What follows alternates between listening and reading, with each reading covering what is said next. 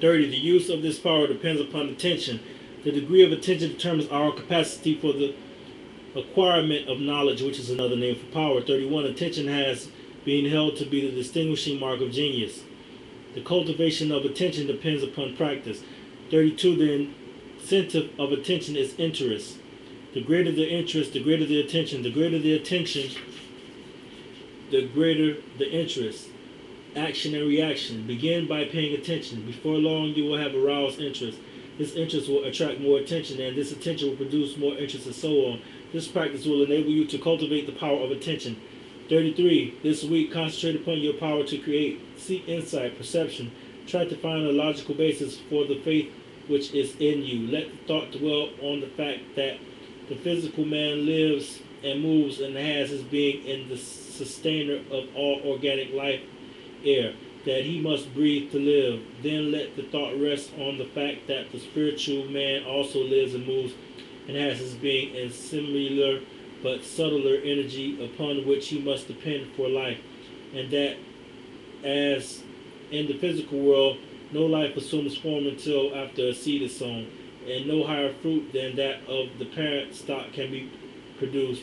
So in the spiritual world, no effect can be produced until the seed is sown, and the fruit will depend upon the nature of the seed, so that the result which you secure depend upon your perception of law in the mighty domain of causation, the highest evolution of human consciousness.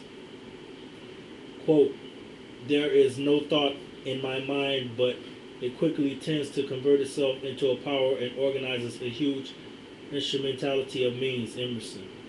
Part 18. Study questions with answers. 171. How is the difference in individualized measured? By the degree of intelligence which they manifest. 172. What is the law by which the individual may control other forms of intelligence?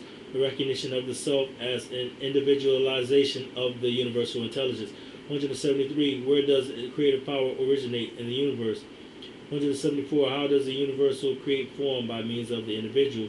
175. What is the connecting link between the individual and the universal thought?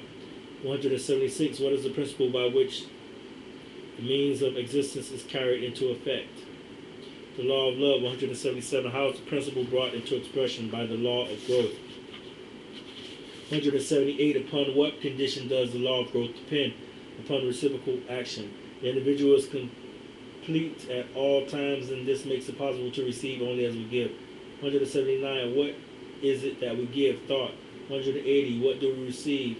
Thought, which is substance in equilibrium and which is constantly being differentiated and informed by what we think.